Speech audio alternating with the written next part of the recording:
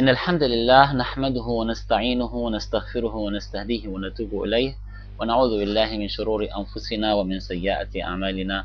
من يهده الله فلا مضل له ومن يضلل فلا هادي له.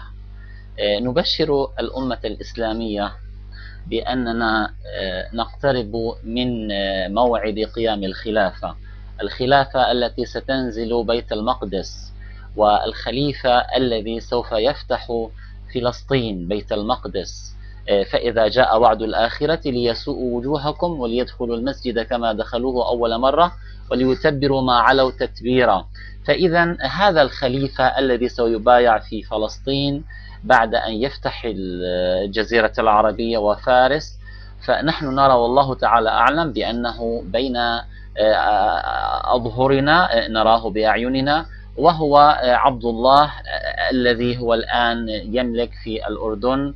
هذا الرجل سيهديه الله تعالى إلى هذا الفتح العظيم، وسنرى بأعيننا إن شاء الله عام 1446 هجرية والمسجد الأقصى قد أعيد بناءه كأجمل ما يكون، وستجتمع قلوب الفاتحين. الجيوش التي سوف تفتح فلسطين ستجتمع على تولية عبد الله هذا الخلافة لتكون خلافة هاشمية ليست كما نرغب. هي ليست على منهاج النبوة، لأن الخلافة التي على منهاج النبوة ستأتي إن شاء الله على يدي محمد الذي نحن نظن بأنه ابن لعبد الله هذا، عبد الله الثاني ملك الأردن حاليا، والله تعالى أعلم.